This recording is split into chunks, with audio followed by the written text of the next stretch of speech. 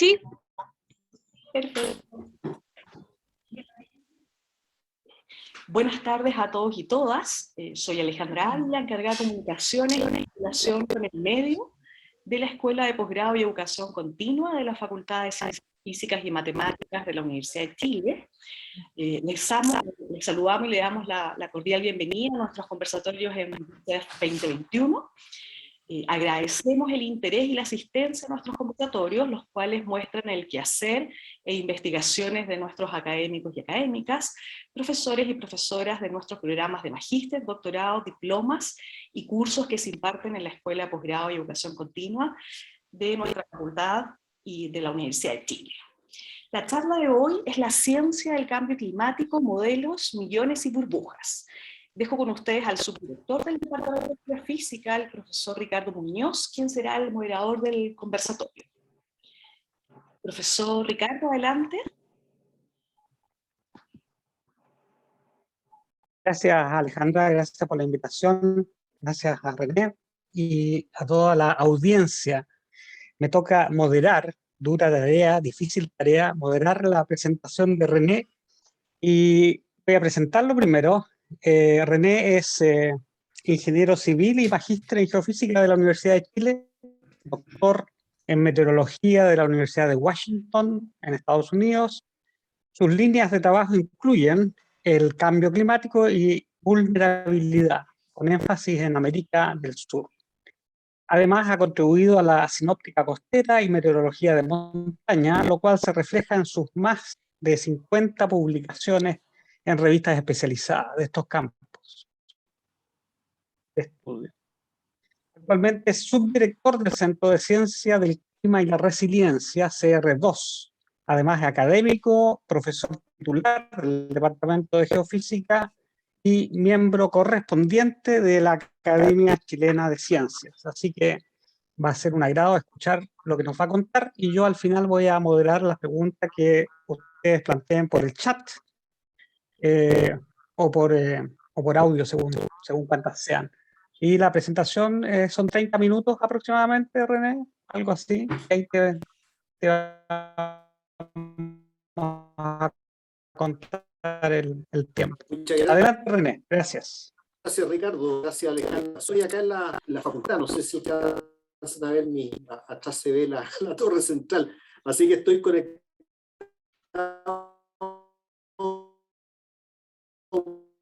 por el EuroROM. Espero que todo funcione bien. Sí. Si entrecortado es por mí, no por la comunidad. Bien, entonces estoy acá compartiendo mi presentación y ya estamos casi listos para partir. Ahí se está presentando, ¿verdad? La típica pregunta. Yo igual, ¿y alguien responde video o no? Espero que sí. Perfecto, listo.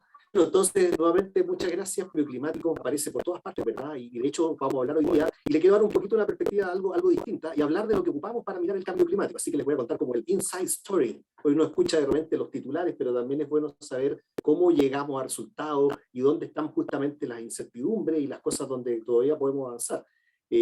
Así que eso es básicamente el programa de hoy día.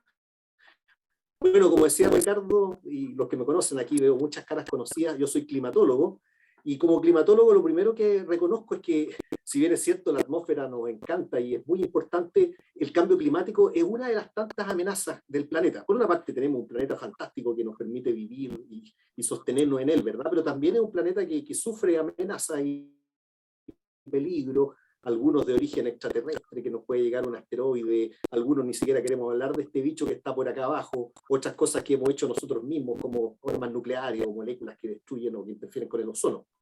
Y el cambio climático es una de estas amenazas, así que también hay que colocar las cosas en el sentido correcto, pero tiene varias características especiales el cambio climático, el fenómeno del cambio climático. Una es que afecta a casi todo, yo diría que a esta altura afecta a todo, todas las actividades humanas y la biosfera se ven afectadas por el clima en general y por lo tanto cualquier cambio las va de alguna manera a conmocionar en un sentido o en otro.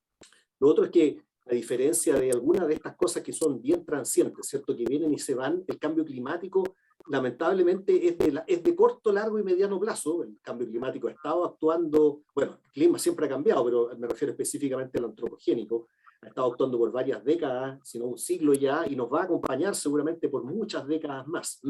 Y afecta también al planeta, por eso hablamos de cambio global algunas veces, pero también con caracteres muy específicos en ciertas regiones del planeta. Esas son como las malas noticias. Las que no son tan malas noticias o de alguna manera que nos llevan a que tengamos algún grado de optimismo, es que por una parte lo podemos prever. A diferencia de algunas de estas otras cosas que no las podemos prever, el cambio climático sí sabemos más o menos, y eso es lo que vamos a ver hoy día, ¿cierto? Cómo viene la mano, y por lo tanto eso nos permite actuar sobre el cambio climático. Y cuando decimos actuar, por una parte es mitigarlo, reducir las emisiones de gases con efecto invernadero, fundamentalmente CO2, pero también adaptarnos, y sobre eso vamos a conversar, dado que la cosa ya está en movimiento, insisto, no, el cambio climático no partió hace una semana atrás con el informe del IPCC, sino que ya estamos sufriéndolo o siendo afectados por él. La adaptación es evidente, porque las cosas tampoco se van a detener en una semana, no hay vacuna para el cambio climático que vaya a llegar en un avión ahí a Pudahuel. Lo otro que les quiero decir, y también estos son como los disclaimers o los parches antes de la herida, ¿verdad? Que también hay clima más allá del cambio, y hay muchas cosas más allá del cambio climático. Nos enfrentamos en una situación en que hemos pasado de casi una cosa en que la gente no creía mucho, o lo veía con mucha distancia, a una cosa en que uno ve los matinales. Hoy día tenía que quedarme un rato más en la casa y veía los matinales, y todo era prácticamente cambio climático, todas las tormentas en todos los lugares eran cambio climático. Y es verdad que el cambio climático, como decía, está actuando y tiene efectos muy importantes, pero no todo es cambio climático y hay que ser cuidadoso con eso. Aquella yo lo caricaturizo nomás, digamos, uno va a salir a la calle, lo van a chocar y van a decir, oye, el cambio climático, pues no, el seguro no cubre eso, así que tenemos que ser cuidadosos, y voy a dar un par de ejemplos un poco más edificantes que esta imagen de caricatura. La primera que les quería mostrar, fíjense, es la imagen satelital del satélite Sentinel del domingo pasado, que estuvo despejado, y esta zona es la ex laguna de Aculeo. Así que por aquí está el pueblo de Aculeo, y por aquí había una laguna hace algunos años atrás, y desapareció la laguna, desapareció el año 2018. Yo no podría decir cambio climático, ¿verdad? Y probablemente juega tal vez algún rol. Y ese sería como nuestro sospechoso número uno, el cambio climático, la mega sequía, ¿cierto? Está bien, y probablemente es parte del problema, pero también es una zona de intenso uso del agua, es una zona semiárida como el resto de Chile central, en que compiten los usos. Ha habido un incremento, por ejemplo, para usos domésticos, para usos agrícolas, y por lo tanto, si uno a todo le llama cambio climático, en su afán de movilizar las cosas, de repente puede perder la perspectiva de que algunas sí son cosas locales, y las cuales tienen una solución mucho más al alcance de la mano que el problema global. Así que ojo con eso. Déjenme darle un contraejemplo también. Esta es una imagen de nuevo satelital de la laguna, perdón, del embalse El Yeso. Esto fue en febrero del 2020, luego de esa gran hipersequía que tuvimos en 2019, y estaba muy bajito, 97 millones de metros cúbicos. Y uno preveía de si tuviera la descarga del uso natural, ese embalse como lo han usado históricamente, deberíamos haber llegado al día cero, en algún momento del 2020, del año pasado. Se hubiera secado el embalse. Ahora, esta es una imagen de este año, y no se secó, de hecho ahora está en 172 millones de metros cúbicos, bastante mejor que el 2020. Es verdad que el 2020 llovió un poco más que el 2019, pero igual fue un año seco. Y básicamente este crecimiento tiene que ver con un poquito más de precipitación, pero también con un manejo muy cuidadoso del recurso. Por lo que les quiero decir de que también uno podría decir, oye, no hay cambio climático porque creció el embalse. No, también está todo metido, pero no todas las cosas son atribuibles directamente al cambio climático, y hay muchas perillas que nosotros podemos tocar aquí en forma local y que son igualmente importantes, así que no nos perdamos eso. Pero bueno, y de manera solamente más general, y esto antes de partir la charla, ya vamos a partir y vamos a ir al cambio climático. No, lo planteo nomás que para nosotros, científicos, ingenieros, para la facultad, fuera de la facultad, yo creo que este es un tema súper importante. Tenemos un montón de eventos ambientales extremos, marea roja, incendios forestales, aluviones, y siempre tenemos que ver cómo es esta balanza entre este contexto climático de gran escala y las actividades antrópicas locales. Y no vaya a ser de que estamos inclinando demasiado la balanza y pensando que todo es debido al CO2 y no tenemos nada que hacer excepto mitigar y adaptarnos un poco, y perder de mente de foco de que también hay actividades locales, humanas, que son muy, muy importantes.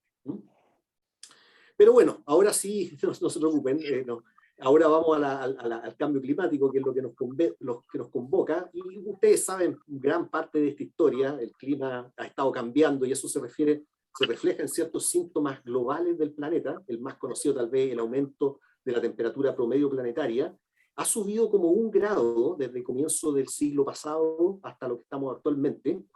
Entonces también eso les da un poquito de signo de contexto, porque cuando decimos es inminente el 1.5, a ver, si me dijeran vamos a llegar al 1.15, dado que que ya somos el 1.1, seguro que vamos a llegar al 1.15, ¿ya?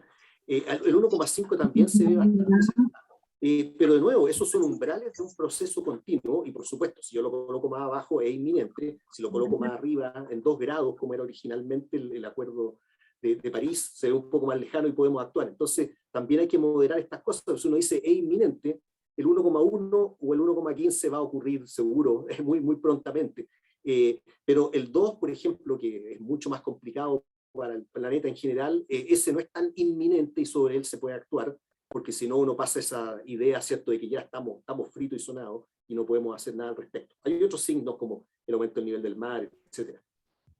Ahora, esos son promedios globales y cada región, como les decía, tiene efectos diferenciados. En general, cuando uno mira la temperatura en el siglo XX y lo que vamos del XXI, en general aumenta en todas partes. Este es un mapa, los colores indican distintos grados de calentamiento, en promedio 1,1, pero ustedes ven acá en el interior de Eurasia 1,5, 6, perdón, 1,7 grados, lo mismo acá en el interior de Sudamérica.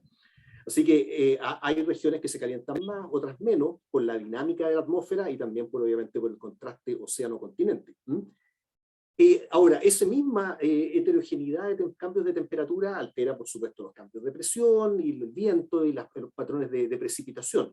Y de hecho la precipitación, lo que ha pasado en los últimos 50 o 60 años, es bastante más heterogéneo. Y de hecho ustedes ven acá señales tanto celestes, que significan aumento de precipitación, con señales o lugares que están en café, que significa disminución de precipitación. Así que a diferencia de la temperatura, todo va para el mismo lado con distintos grados de aumento, la precipitación es diferencial, aunque tiende a predominar la disminución, el aumento de precipitación, lo cual es un poquito consistente con la idea de que hay más vapor de agua en la atmósfera, en un clima más cálido, por lo tanto llueve más.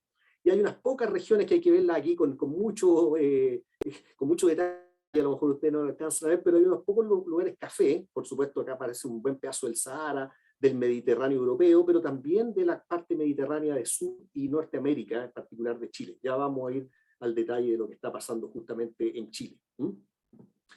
Y bueno, entonces ahora yo lo que les quería contar es un poquito lo que está pasando. Ya vamos a terminar esta primera parte y veamos, y después lo que va a pasar, ¿cierto? Naturalmente que vamos a ir a eso también.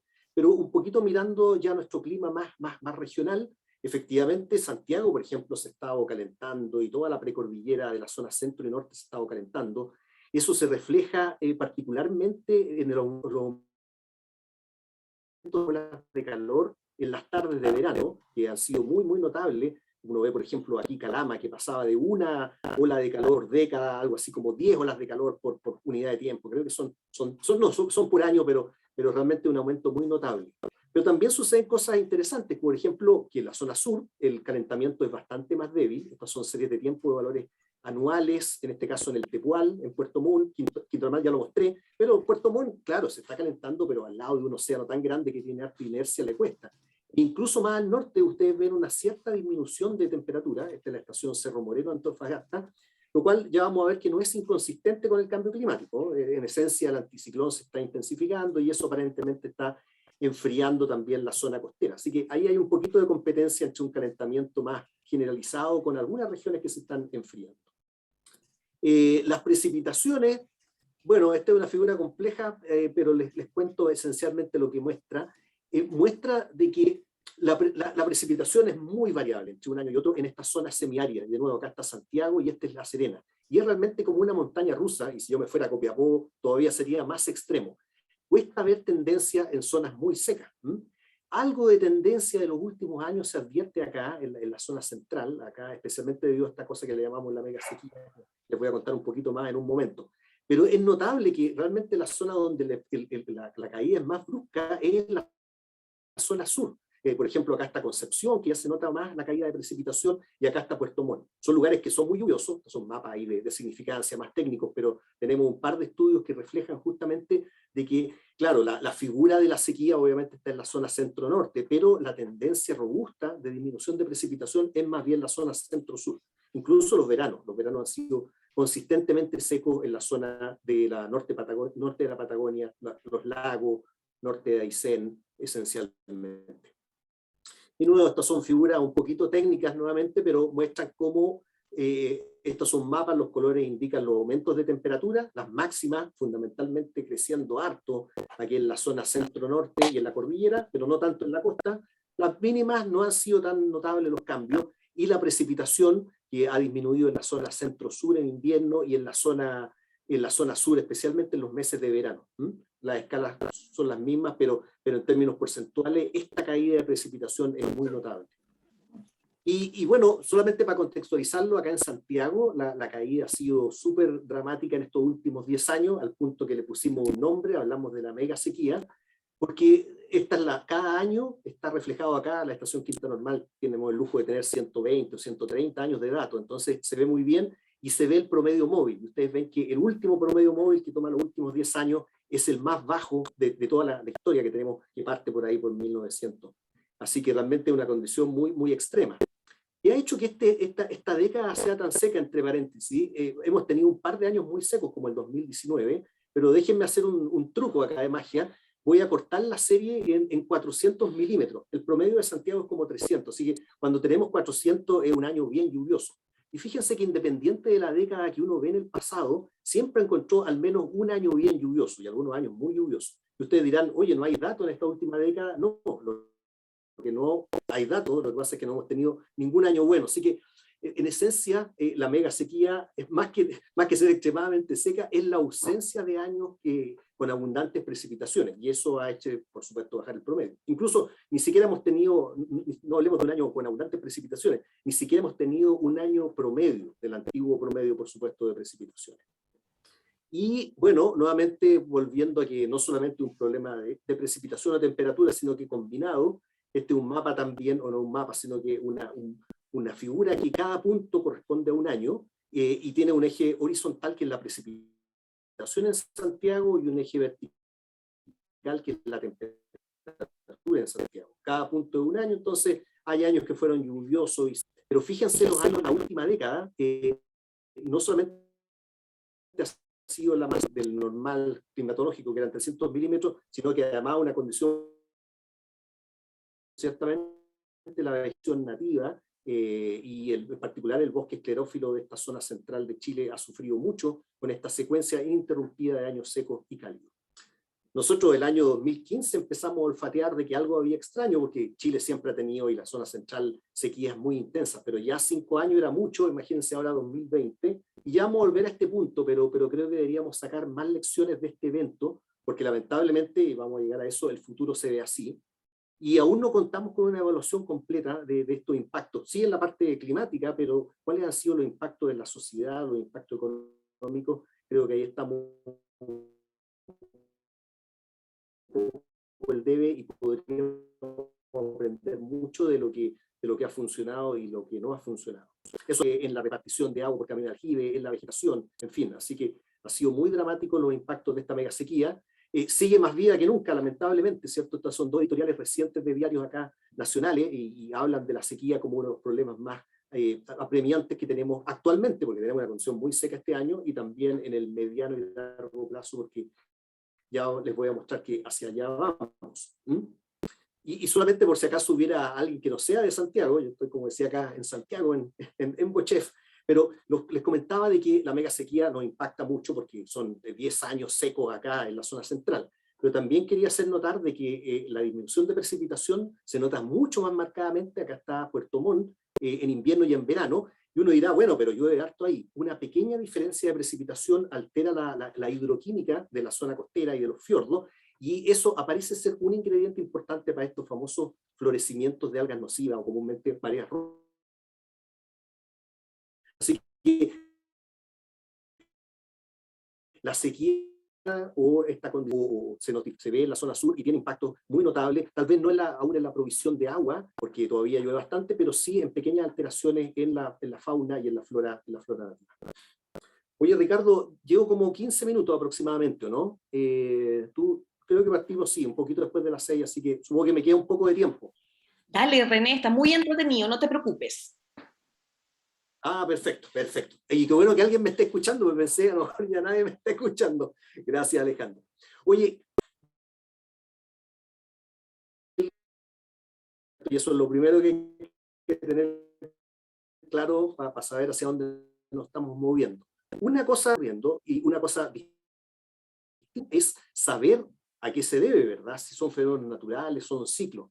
Y solamente quería contarles acá, y estas son figuras resúmenes de lo que han hecho muchos científicos y que a la vez está resumido en el IPCC, y en esencia la manera en que nosotros atribuimos, miren, nuevamente acá repito, hay que hacer uso de modelos, porque acá repito curvas que ya he mostrado. Esta es la curva de temperatura global observada, y aquí ustedes ven de nuevo el incremento de 1, y tantos grados en los últimos 120 años. Y claro, acá está la curva del CO2, pero no, o sea, ni siquiera nadie me aceptaría a esta altura decir porque dos curvas crecen, es evidencia de que estén una relación causa-efecto, ¿verdad? Solamente quería contarles de que lo que nosotros hacemos, los climatólogos, no podemos hacer un contrafactual histórico, porque no tenemos datos de tan atrás o similares a esto. Entonces nosotros recurrimos a lo que se denominan modelos climáticos, que toman todas las ecuaciones que gobiernan la atmósfera y el océano, son modelos acoplados, y podemos hacer experimentos. Y uno de los experimentos clásicos es decir, no, voy a pensar que ese incremento del CO2 no fue importante, fueron otras cosas las importantes,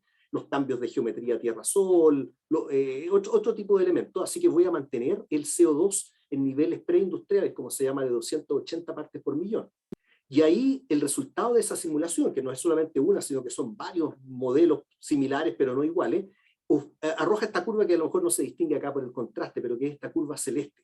No hay manera de reproducir el calentamiento y por lo tanto es como una prueba, acá podemos aplicar lógica matemática, si es que no ocurre, parece que fuera necesario el CO2 para lograr este calentamiento. Si yo mantengo el CO2 constante, no logro producir el calentamiento.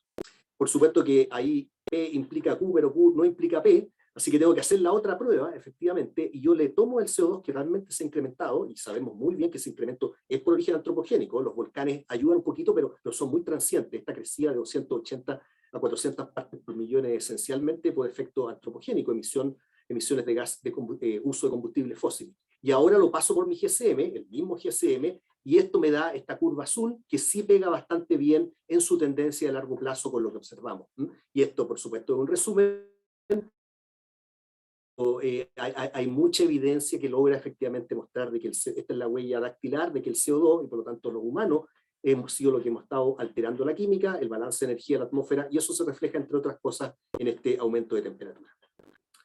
Bien, no sé si vieron esta película, pero a lo mejor sí, todo súper interesante, pero queremos saber cómo viene el futuro, y no tenemos un DeLorean para ir al futuro, pero tenemos los mismos modelos que nos mostraban cómo era el pasado, nos pueden ilustrar de cómo era el futuro, con la diferencia de que el pasado conocemos cuánto CO2 había, el futuro no sabemos cuánto CO2 hay. Entonces, la mayor incertidumbre, y a propósito, acuérdense que yo iba a hablar de modelos, millones y burbujas, así que acá estamos hablando de los modelos son bastante buenos, y la incertidumbre más bien viene de cuánto CO2 vamos a colocar en la atmósfera. Y por supuesto, lo que hacen esto, ya caemos en los economistas y en los sociólogos, ellos imaginan escenarios posibles, y son todos más o menos equiprobables, de cómo se va a desarrollar la economía y la humanidad en base a eso, las emisiones de CO2, eso se puede transformar en concentraciones de CO2, que ya sabemos que tiene un control muy importante en el clima, y de hecho es el dato que se le pasa a través de los GSM y nos permite predecir el clima. Ahora, insisto, entonces lo que estamos haciendo es ocupando los modelos en modo proyección, no en modo pronóstico, porque no sabemos cuánto CO2 va a haber en el futuro. Sabemos cuánto hay ahora y cuánto hubo en el pasado, pero no en el futuro. Y de nuevo, acá por economía de tiempo y también por el principio precautorio, uno ve este escenario, ahora ya le cambiaron el nombre, pero antes se llamaba el RCP 8.5, que es un escenario de fuertes emisiones, así que es bastante negativo. Algunos piensan que es como el business as usual, el business ya empezó a cambiar, así que más bien es un escenario, no el peor, pero uno de los peores, y por lo tanto estamos mirando hacia fines de siglo bajo este escenario, y claro, las cosas se ven con incrementos de temperatura respecto a la actualidad en promedio de 4 grados respecto a la actual, mucho más de lo que tenemos ahora, y con lugares que se calientan 5, 6, hasta 10 grados. De nuevo, alguna dicotomía acá o alguna variedad entre lo que pasa en los océanos, que tiene una señal más atenuada, y lo que pasa en los continentes. Y con la precipitación, también se ve esta heterogeneidad que veíamos en las observaciones. Fíjense que hay lugares en que aumenta la precipitación, por ejemplo en los trópicos, en las latitudes altas del hemisferio norte, y hay algunos lugares donde disminuye, que son estos manchones café o amarillo, y son las zonas subtropicales que yo les mencioné al comienzo. Los modelos no asimilan los datos observados directamente, y por lo tanto acá no es que estemos tomando el modelo y reproduciendo nomás la historia, todo lo contrario. La similitud entre la señal histórica y el futuro, de hecho, le da aún más credibilidad a los modelos que estamos viendo acá. Ahora, estos modelos son medio gruesos y por lo tanto hay que mirar Chile con un poquito más de detalle, y bueno, este de nuevo es el escenario hacia fines de siglo bajo un escenario bien pesimista, y muestra también un poco lo que estaba pasando. Los colores naranjos indican secamiento casi completo desde Coquimbo hasta Aysén, excepto por la zona de acá de Magallanes, y con un epicentro de disminución de precipitación acá, más o menos entre la región de O'Higgins, Submetropolitana y el Biobío. Pero, por ejemplo, ustedes ven que uno cruza la cordillera y hay un incremento de precipitación, así que la precipitación, la temperatura acá no se las muestro, pero créanme que aumenta en todas partes, de nuevo, en forma más marcada en cordillera. Y eso va a tener consecuencias hidrológicas y de otro tipo. Volviendo al tema, y ya estoy empezando a llegar al final, así que no se preocupen. Bueno, yo siempre contaba estas cosas, y el problema es que, perdón, acá, déjenme volverme una hacia acá. Estas de nuevo son proyecciones hacia fines de siglo bajo un escenario muy particular. Y la gente de repente quiere saber, bueno, ¿qué va a pasar la próxima década? Entonces quiero volver acá un segundo a esta cosa de la mega sequía y lo que está pasando en los últimos 10 años. Y para hacerle el cuadro de forma resumida, digamos que el 100%, por colocarle, normalizarlo respecto a lo que había entre el 80 y el 2010, está por acá arriba. Esta es la precipitación en Chile central, por ejemplo en Santiago. Lo que sabemos es que la mega sequía nos produjo un bajón muy importante del orden del 20-30% acá en la zona central. Lo que sabemos es que hacia fin de siglo nos vamos a mover por un escenario de disminución de precipitaciones cuyo signo está clarísimo, disminución, ¿verdad? Por supuesto que cuánto va a disminuir depende un poquito del escenario. Ahí es donde está la parte que todavía algo podemos hacer. Pero si de hecho fuera negativo, bien negativo, llegaríamos como al 30-40% en forma permanente, yo diría que del 2050, 2060 en adelante. Entonces la gente se pregunta, bueno, ¿qué habrá pasado en esta última década? ¿Qué va a venir la otra década? ¿Ya llegó el futuro? ¿O se equivocaron los modelos? ¿O se va a pegar un rebote? Esto es solamente para contarles lo que hemos estado haciendo con muchos colegas acá en Geofísica y en el CR2. Hemos estado mirando, para responder esta pregunta, los modelos tienen problemas en responder esa pregunta porque depende de la dinámica, llamémosla, de corto plazo. Esta es la señal, este es un problema más bien, ¿cómo se llama? Un problema de condición de borde. Este es un problema de condición inicial y no conocemos también la condición inicial. Entonces, para saber lo que va a pasar, más bien tenemos que entender lo que ha pasado y proyectar un poquito eso. Y solamente decirle, y a lo mejor ustedes vieron tanta noticia que salió de una famosa mancha cálida en esta semana. De nuevo, podríamos hacer una charla completa de cómo la mancha finalmente interfiere con el hidroclima, pero créanme que tenemos evidencia muy sólida de que es la mancha, a diferencia de lo que pasaba antes, que era la niña, es la mancha la que de alguna manera está intensificando el anticiclón y produciendo esta señal seca acá en Chile central. Y lo importante es que el origen de esta mancha, de nuevo, como muchas veces sucede, efectivamente tiene una metida ya, se metió el cambio climático acá, pero aún tiene una componente muy importante de origen natural. Y esas componentes naturales usualmente son oscilantes, y por lo tanto esta parte podría eventualmente revertirse de alguna manera o atenuarse un poco la mancha en la próxima década, y de alguna manera a lo mejor tener algún año bueno, de nuevo, bueno, en este caso me refiero a un año con abundantes precipitaciones en Chile central. No lo estoy proyectando ni para el 2022 ni para el 2023. Lo único que sabemos es que estas manchas que hemos visto en el pasado tienen duraciones así de 15, 20 años, y eso es lo que está más o menos calentándose este periodo, y por lo tanto uno alberga esta esperanza basado en lo que vemos acá de que podría haber alguna reversión hacia condiciones no tan malas. Así que es muy poco probable que volvamos a la normalidad climática, porque el cambio climático ya se metió, pero el cambio climático es una fracción de lo que estamos viviendo, aún hay mucho de origen natural, y esa parte natural podría aflojar un poquito y hacer que el promedio de la próxima década no fuera tan mal. Pero, ojo que el cambio climático sigue actuando, esta mancha podrá desaparecer, pero el cambio climático va a seguir ahí, y eventualmente vamos a emparejar con esta parte de aquí. Por lo tanto, es súper importante, yo creo, para distintas profesiones y ciencias y disciplinas, estudiar lo que ha pasado en estos años, porque de alguna manera es un pasado, va a venir, perdón, y por lo tanto deberíamos aprender mucho de esa condición. Bien, esta es mi zona de, era la presentación formal, pero acá dime, Alejandra o Ricardo, cuántos minutos me quedan para hacer una pequeña comentarios finales nomás, pero solamente dependiendo si tenemos tiempo. Así que ustedes me avisan cuánto más o menos queda, si es que queda. Sí, René, tenemos a toda la audiencia muy... Tienes tiempo para redondear Terminamos, ahí. ¿les parece? Para no usar de tiempo de nadie y si después hay alguna pregunta, responderla. Entonces, ahora me voy a mover, salir, esto yo lo había presentado en otras partes, así que algunos ya lo conocen, pero quería salirme de mi zona de confort, porque estos son datos, entre comillas.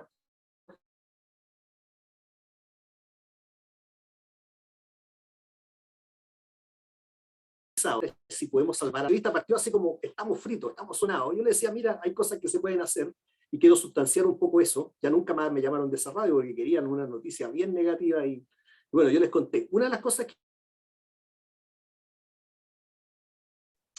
es que, a ver, mirando el agujero de la capa de ozono era una preocupación muy importante, y de alguna manera sigue siéndolo. Y acá hubo una historia similar a lo del cambio climático. Primero estuvo la evidencia científica, que se empezaron a dar cuenta que algo había, que había menos ozono. Después vino la teoría.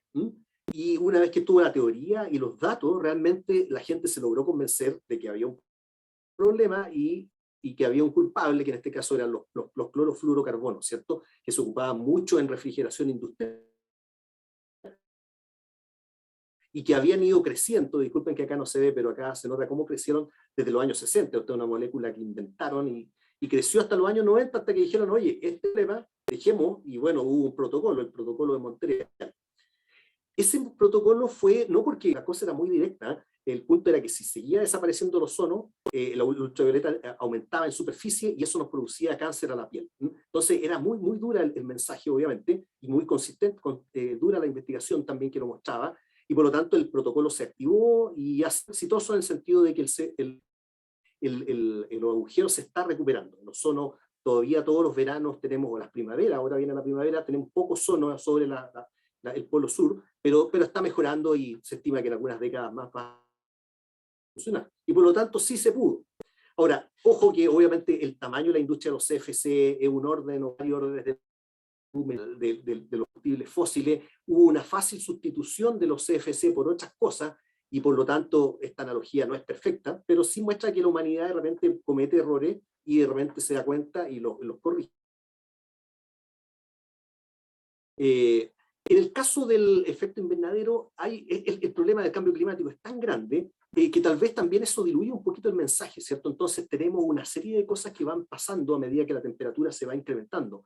Y de repente es difícil de comprender el tamaño del problema, porque si alguien le dice, oye, van a desaparecer los arrecifes de coral de la costa australiana, y uno nunca ha estado ahí, es como que además de ser un problema mucho más grande, es un problema en que por naturaleza humana tal vez lo vemos como más distante, y tenemos que ver de qué manera comunicamos esta de manera más efectiva. Ahora, se está comunicando y la gente se está preocupando. En París, el 2016, creo, se hizo este acuerdo de limitarlo a los 2,5, a los 2 grados. Ahora ha aumentado la ambición porque algunos países se quejaron y dijeron con 2 grados estamos re mal, y se aumentó a 1,5, tratar de no superar. Pero 2 grados era el target de París. Ahora, ese target de París, entre paréntesis, tampoco viene de pura buena onda, sino que viene de un análisis costo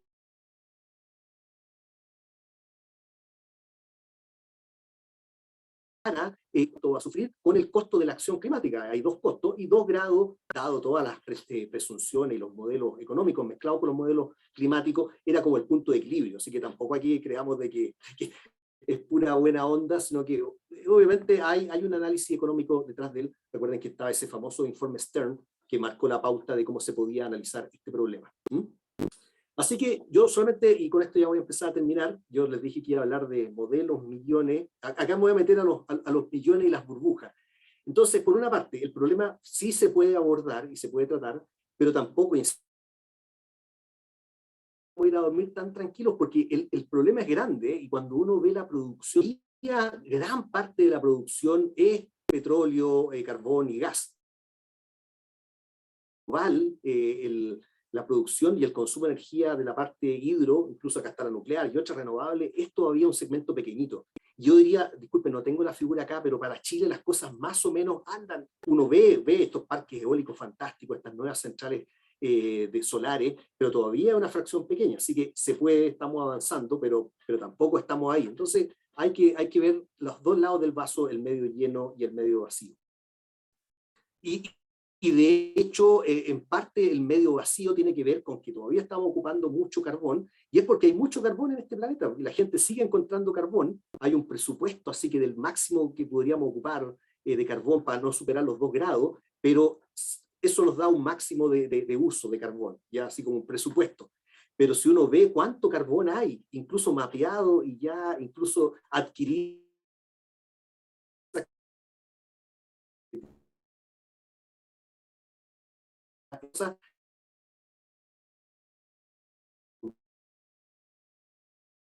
que están acá. Para terminar, ojo que esta sustitución, yo ahora no estoy tan positivo, y uno escucha de la electromovilidad, y un amigo se compró un auto eléctrico y me dice, ya estamos listos y voy a sustituir las luces por LED y estamos listos. Pero hay también que considerar de que la energía, hay una energía que tiene que ver con el movimiento, ¿ya? Y nosotros podemos tener auto eléctrico, pero hay muchas cosas que requieren energía, procesos industriales, ese carbón por conectar a la electricidad. De hecho, si yo ya tengo que hacer muchas empanadas para el 18, probablemente el horno eléctrico ya no me funciona y voy a tener que ocupar un horno. Así que todavía tenemos muchos desafíos tecnológicos. Hay huesos duros de roer en esto de la sustitución energética. No todo, por supuesto, la electromovilidad es fantástica y que venga y que me regalen un auto eléctrico si quieren, lo acepto. Pero ojo que los autos eléctricos llegan en barco y los barcos no son eléctricos. Así que eso un poco sintetiza la situación. Tampoco he visto muchos camiones eléctricos por estos días. Así que sí se puede, pero todavía cuesta. Y esa mitigación que aún podemos va a tener consecuencias positivas porque no es lo mismo moverse por un escenario en que lleguemos a 2 grados, a 1,5 o a 3. Y eso en particular para Chile también significa mucho en términos de los déficits de precipitación. Bueno, Ricardo y Alejandra, creo que me excedí un poco en el tiempo, así que les pido mis disculpas. Y lo voy a dejar acá. Yo no tengo ninguna de esas figuras finales, así que disculpen, no alcancé a hacer las conclusiones, pero ustedes se las pueden imaginar. Muchas gracias, Alejandra y Ricardo. Muchas gracias a ti, René. Muy interesante, como siempre, tu presentación. Así que ahora nos toca pasar a las... Voy bueno, está recibiendo ahí hartas felicitaciones por el chat. Pero ahí alguien preguntó una pregunta, más bien cuando hablabas de la evidencia del calentamiento, desde el punto de vista técnico, ¿cómo se estiman esos promedios de temperatura considerando los cambios tecnológicos en las mediciones o las distintas distribución de densidad de medición en distintas partes del mundo? Esa es una pregunta que la hizo Hans Kepfer. No, gracias, Hans. Oye, esa es una pregunta, así uno dice, muestra las curvas de temperatura. Mira, deben haber unos 5 o 6 grupos internacionales que han dado a hacer bien esos cálculos, y de nuevo uno los mira todos y son bastante consistentes, porque como dices tú, hay cambios tecnológicos. La red, partamos por la red, la red ha ido creciendo, estaciones, y aún así insuficiente, porque hay muchos lugares sin...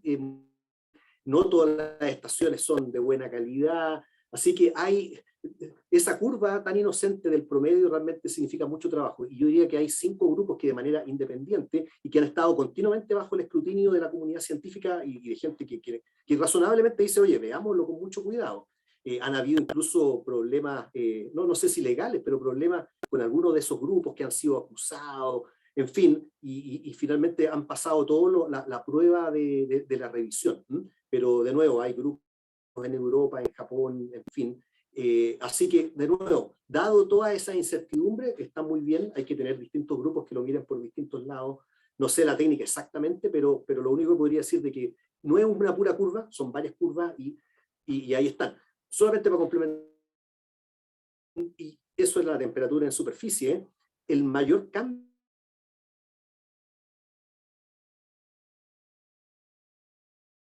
complicado, así que para la comunidad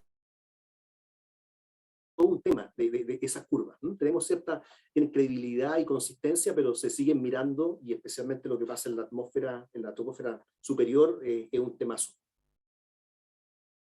Ya, excelente, René. Aquí vamos a ver alguna otra pregunta que llega por el chat. Es una que ha hecho Dubái. Lo pregunta Diego M. Sí, buena pregunta. Mira, hay dos, esa respuesta tiene dos partes. Una es que supongamos que funciona esto de sembrar las nubes. El problema es que cuando uno tiene una sequía no tiene nubes. Acá no es que las nubes estén así a punto de caerse y uno le da un empujón y va a llover. Estos años, imagínate, por ejemplo, o el 2019, en que tuvimos déficit del 80%, incluso aunque tuviéramos efectividad del 100%, de repente podríamos haber aumentado en un 8% la lluvia, el déficit igual hubiera sido gigantesco. En esencia no hay nubes que sembrar. Aparte, ya con eso lo dije, uno podría llegar hasta ahí, pero también debería decir de que todavía no es concluyente esta de si sirve o no de Rutland, más efectistas que efectivas, porque claro, uno sale sembrando nubes, pero no necesariamente eso significa que están funcionando. Así que hay que evaluarlas con cuidado, pero además no hay nubes que sembrar en general cuando estamos en una hipersequía como esta. Ya, aquí voy a combinar preguntas de Jorge Amaya y de Paulina Lira, que se refieren a los desafíos para la investigación en este tema para Chile y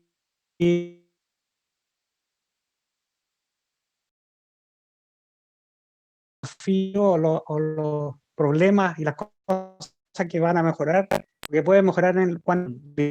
Perfecto, ¿verdad? Gracias Jorge y Paulina por las preguntas, porque solamente eso es lo que voy a responder. Los desafíos en cuanto a mitigación y adaptación también son gigantescos y hay mucho que hacer.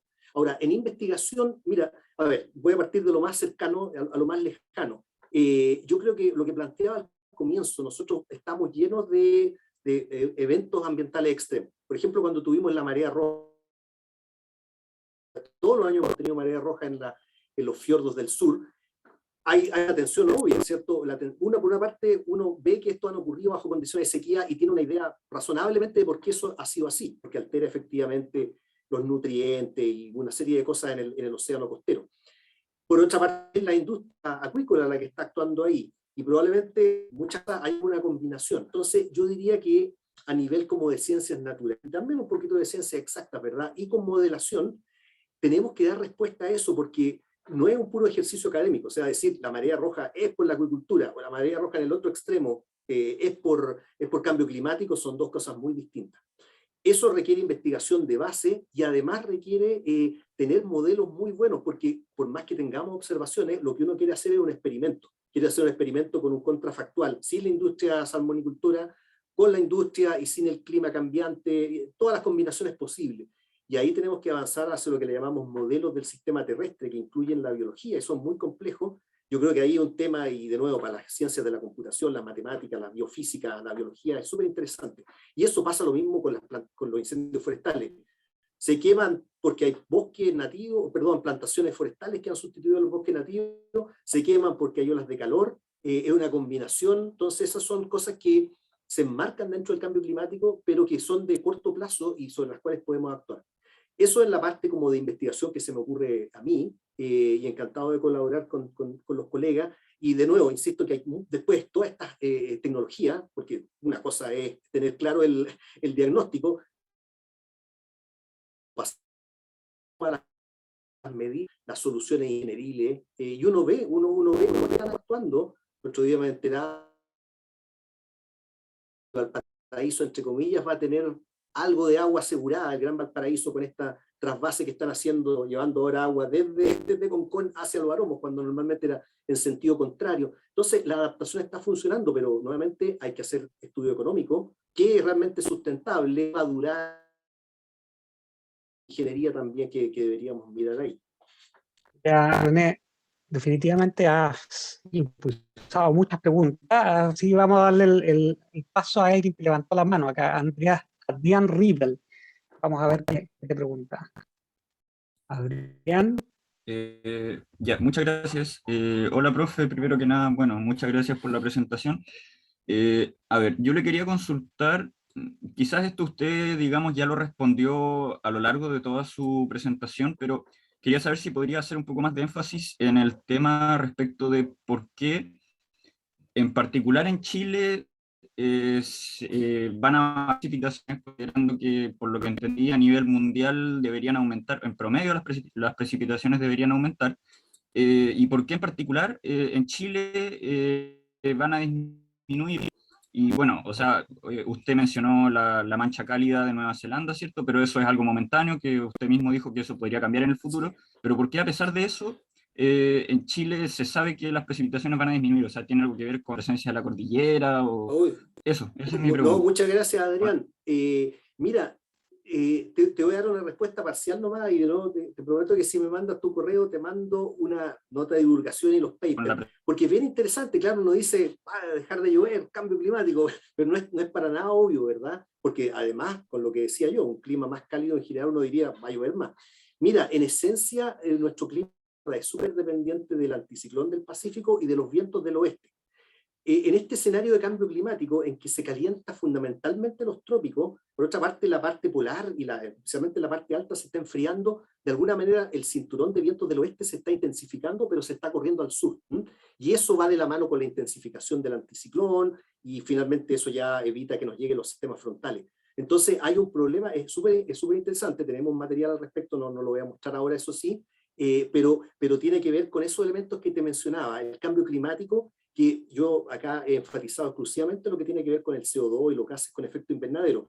Hay una parte que debería mencionar, que mencioné la pasada, con el ozono. El ozono lo que ha estado haciendo es enfriar la estratosfera polar. Eso aumenta el contraste norte-sur de temperatura, hace que los vientos en la periferia antártica se concentren en la periferia antártica y sean más intensos, y eso de alguna manera tiene secuestrado a los sistemas frontales a realmente transitar en la zona más austral. De hecho, eso hace que Magallanes tenga más precipitación y eventualmente vaya a tener más precipitación en el futuro. Así que después de muchos años logramos entender cómo el cambio climático realmente influía en el clima, más allá de mover las manos y decir cambio climático, menos precipitación. Así que encantado, Adrián, después mándame un correo, por ahí está mi email y yo te mando la información. Buena pregunta, pero esos son los elementos fundamentales. Ok, muchas gracias. Yeah. Me dicen que todavía tenemos algo de tiempo, así que voy a seguir con las preguntas del chat. ¿Tiene alguna recomendación del tipo de energía nuclear, eólica, para esto del cambio climático? Lo pregunta Javier Núñez. Mira, voy a darte la respuesta estándar que yo doy. Yo soy climatólogo, así que no me voy a meter en eso, pero probablemente haya un mix. El otro día, entre paréntesis, saqué una fotografía de un posible proyecto eólico, pero que tenía oposición, y salían ahí así como un fotomontaje de las turbinas eólicas, y por supuesto había una oposición. Así que lo que quiero decir con eso es que toda forma de energía va a tener algún residuo, alguna consecuencia, primero que nada. Y de nuevo ahí entonces hay que jugar a la eficiencia, con todas las barreras y con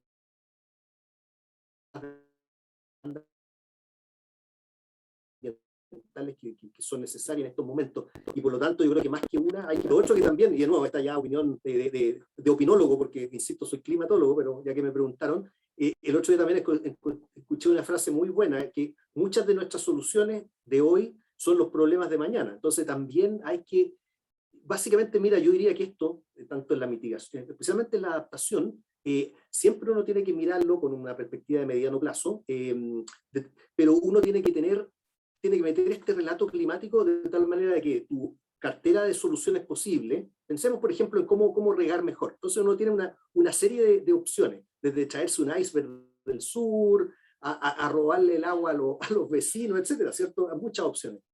Uno debería seleccionarla en base a criterios económicos y técnicos, después pasarle el relato del cambio climático para ver si es sostenible en el tiempo. Yo creo que tal como en general todos los recursos naturales hay que verlo así. Actualmente ya tenemos en general escasez de muchos de esos recursos y hay que ver cómo los conseguimos bajo estos escenarios de cambio climático, pero de nuevo hay un montón de consideraciones adicionales que no hay que perder de nuevo en mente, y por eso es que uno no puede decir esta es la solución, por lo menos para el mediano.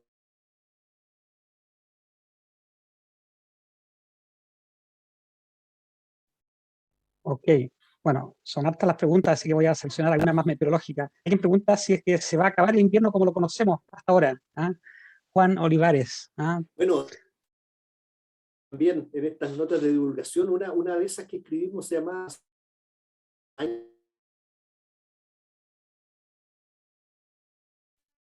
sequía, claro, en 2019, y este año estamos llegando a récords muy bajos. Ahora,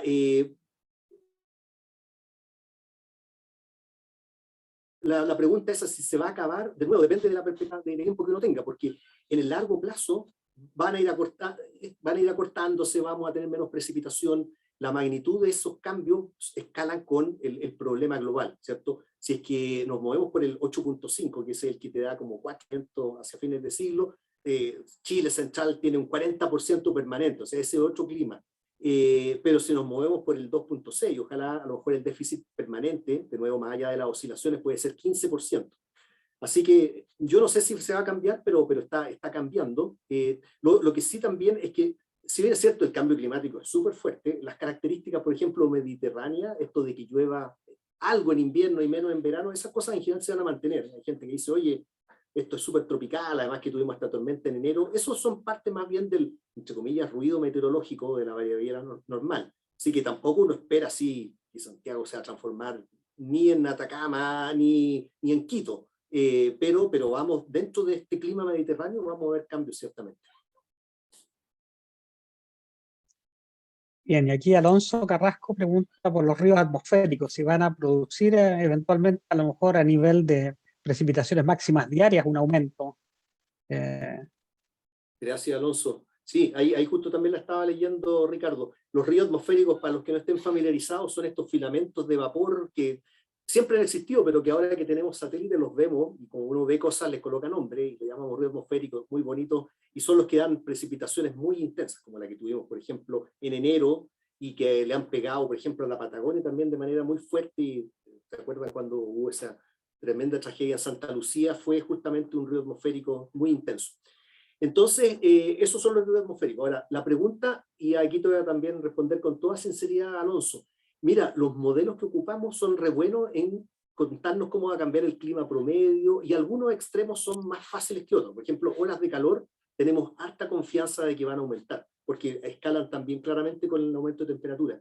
Pero cuando uno ya se va a fenómenos más de escala más menor, en que se mezcla la dinámica con la termodinámica, no sabemos muy bien. Uno siempre le puede preguntar a los modelos, pero no tenemos tanta claridad.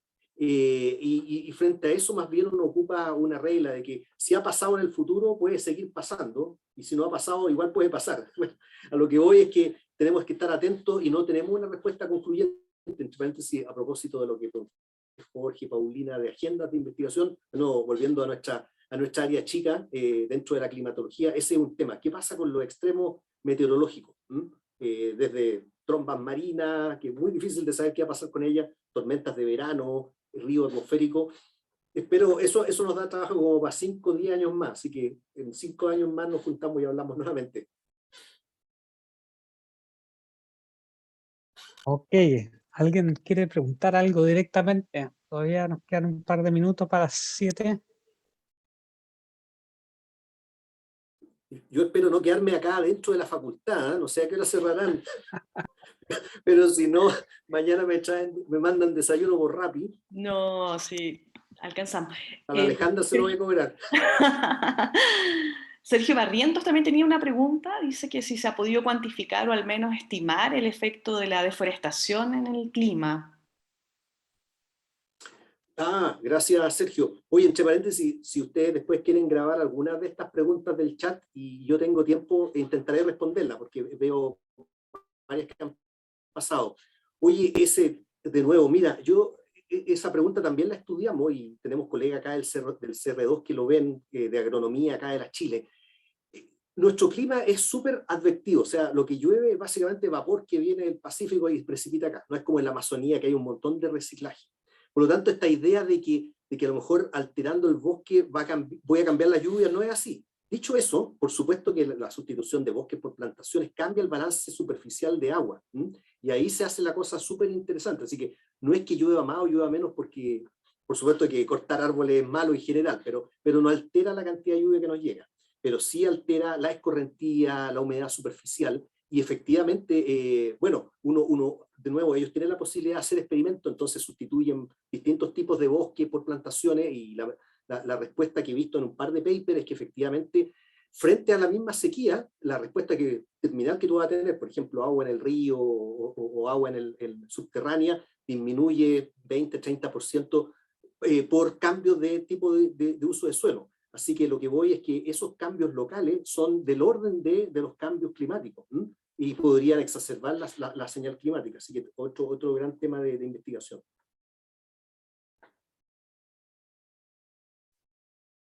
Y aquí llegó una última pregunta. ¿Qué incidencia tiene la gestión de los residuos sólidos en el cambio climático? Pregunta Hernán Durán.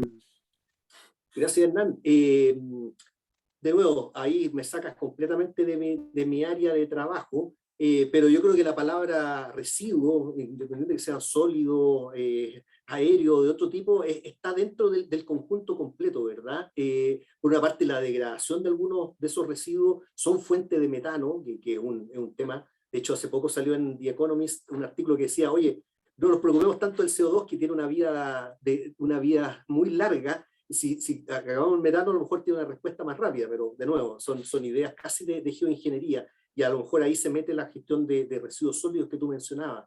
Pero de nuevo, recuerden que el cambio climático, volviendo al comienzo, el cambio climático es una componente de cambio y de estresores mucho más, un abanico grande. Hablamos de cambio global, que tiene que ver con pérdida de biodiversidad, pérdida de hábitat. Así que no sé si es directamente cambio climático, podría ser a través de algunas emisiones, pero está claro de que ese manejo tiene que ver con, en general, cambios locales e incluso regionales que tienen relación con biodiversidad y otras cosas. Así que el clima, de nuevo, no es todo, podría tener alguna relación, pero me preocupa a mí básicamente por pérdida de hábitat para algunas especies. Cuando perdemos una especie, a menos que exista eso del Jurassic Park, que hacían el dinosaurio de no sé qué cuestión, si perdemos una especie, la perdemos nomás. Así que mucho ojo con eso. Pasa de repente también, pasa como a segunda plano esa pérdida de biodiversidad, pero eso es una gran pesadilla también. Ya, vamos a terminar con esta pregunta, si bien, Eduardo Méndez. ¿Cuál sería la recomendación general que cada uno de los ciudadanos de a pie podríamos hacer para aportar, aunque sea infinitesimalmente, a una mini mitigación de los efectos señalados? Buena pregunta, pero te estaba buscando. Oye, ya, como vamos a terminar con esa, creo que puedo mostrar una última transparencia, si es que la encuentro acá. Bueno, a lo mejor ni siquiera vale la pena. Pero mira, el otro día yo lo conversaba también con estudiantes, y lo que pasa es que uno tiene distintos roles, ¿cierto? No sé si Hernán, o no me acuerdo quién preguntó, pero en definitiva, voy a suponer que es un estudiante. Y aunque no sea, todos deberíamos ser estudiantes en nuestras etapas de la vida, ¿verdad? Entonces yo decía, mira, por una parte uno es consumidor, ¿ya? Y por lo tanto tiene que por distintas razones, de nuevo, tiene que hacer economía doméstica. Ahora, recuerden que eso no solamente es, me decía mi estudiante, dejar de comer carne. Yo les pedía los celulares y me mostraban unos tremendos celulares. Insisto, los celulares llegan en barcos que emiten contaminantes, así que hay que verlo en su conjunto. Pero somos consumidores de muchas cosas, y ahí hay una primera labor. En segundo lugar, efectivamente, la gente, los estudiantes y lo que sean, ¿cierto? Tenemos que tener algún rol en presionar a las autoridades para que a la vez controlen a la industria, porque todo esto al final son normas, ¿no? Y a propósito de los residuos sólidos, mira, si uno puede hablar un montón de esta cuestión, si no aparece en la norma, no existe. Así que uno tiene que tratar de que tengamos normas mejores y más comprensivas y más completas. Así que ese es un segundo rol. De alguna manera uno tiene que presionar y hacer eso. Y bueno, y lo que me parece súper importante también, y volviendo a los estudiantes a los cuales les hablaba, estas soluciones, bueno, son culturales, esto de las normas y del consumo, pero también son ingenieriles y técnicas, ¿cierto? Y tenemos que, uno puede en su ámbito alegar y compensar, etcétera, pero también tenemos que generar las nuevas generaciones de científicos, ingenieros, ingenieras, etcétera, porque hay que pegarle el palo al gato, independiente de nuevo si la energía va a ser la eólica, la solar u otra.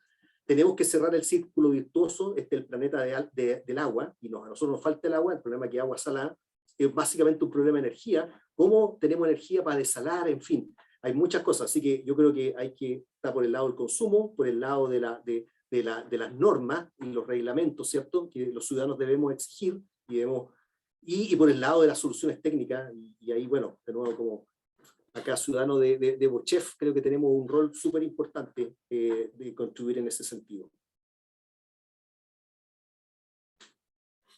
Bien, René, yo creo que ha sido una muy buena presentación, las preguntas. Si te mandan las preguntas que quedaron pendientes a Alejandra, te las puede retransmitir a René para que comente o conteste.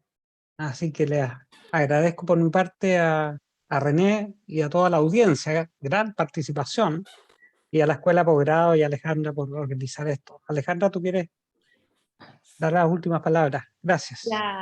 Gracias por la moderación, Ricardo, y René, te has lucido, eres el rockstar de la climatología, tenemos que decirlo, y hay hartas preguntas ahí que quedaron dando vueltas, así es que yo las voy a rescatar del Zoom. Quizás, no sé si puedas compartir la presentación para yo enviárselas a los... Por supuesto, de todas maneras, Alejandra, y de nuevo, muchas gracias. Vi varias preguntas ahí que encantado de responderlas, pero no alcanzamos ahora. Te envío la presentación y bueno, ya saben dónde estoy. Estoy acá en Blanco Encalada 2002, cuarto piso. Perfecto. Así que muchas gracias a todos, encantado de conversar con ustedes y que tengan una buena tarde y buena noche. Súper, muchas gracias a Y gracias a Ricardo también, gracias Alejandra. Sí, perfecto. Les recordamos, en la próxima semana también vamos a tener conversatorio, así es que les va a llegar la información por correo electrónico también. Listo. Perfecto. Chao, chao. Bien, Buenas adiós. noches. Buenas noches.